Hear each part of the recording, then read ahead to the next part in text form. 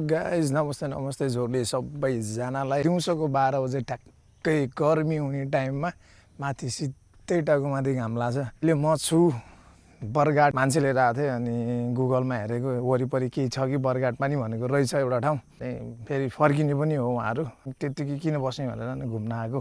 यो के भने थियो अहिले भन्छु गुगलमा हेरेर होइन के ठाउँको नाम के थियो बरघाट 10 मा पर्दो रहेछ। अनि यस्तो छ मेरो पछाडि सिन त राम्रो रहेछ टिकटक सिकटक बनाउनलाई टक्क यता खोइलेको रुखहरू होइन अनि यस्तो सानो ताल टक्क लाएर अझै यहाँ डुङ्गा नि हुन्छ होला सायद उता कुनातिर।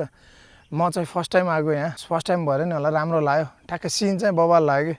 अनि ऊ त्यहाँ यस्तो सानो पुलहरू होइन त्यहाँ पुल छ अनि यहाँ ठ्याक्क यहाँ टिकटक बनाउने ठाउँ कि ठ्याक्क अनि यो तालले गर्दा नि राम्रो देखिएको कि।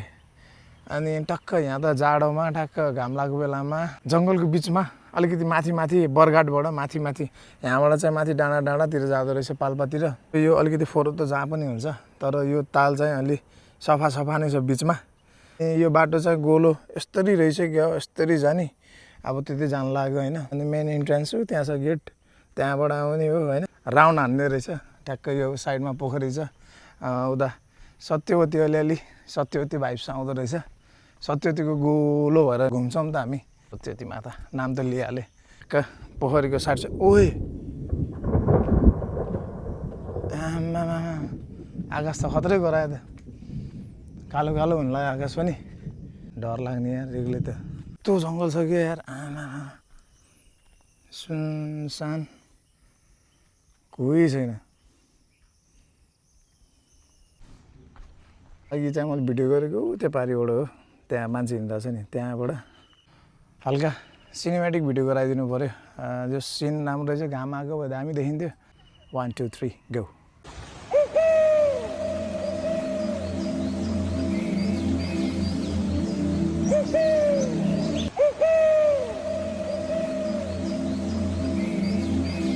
ठाउँको नाम चाहिँ 52 घोला रहेछ 52 घोला सिमसार हो कि के थियो। एउटा झर्ने ठाउँ पनि छ यहाँ एउटा डुङ्गा राखेर होइन यो यत्रो ठुलो छ यो पुरै राउन्ड लगाइदिएर होइन यत्रो यहाँ भित्रतिर पनि रहेछ यस्तो पुरै राउन्ड लगाइदिएर 200-300 उठायो नि राम्रो चल्दै थियो यार राम्रो ठाउँ हुन्थ्यो। यहाँबाट जाने होइन यो गोलो राउन्ड बिचमा छ पोखरीको बिचमा एन्ट्री गेट त्यहाँबाट अघि म आएको त्यहाँ भिडियो गरेको त्यहाँबाट आएर यो जङ्गलको बाटो हुँदै आएर यहाँ ल अब निस्किनु पऱ्यो गाइस यति नयाँ ठाउँ घुम्न आएको होइन तपाईँहरूलाई पनि अलिकति इन्फर्म जानकारीको लागि यो नयाँ ठाउँ गुगलमा हेर्नु पऱ्यो वरिपरि के छ भनेर अनि ठ्याक्कै हेरेको ठ्याक्कै रहेछ 52 घोडा 52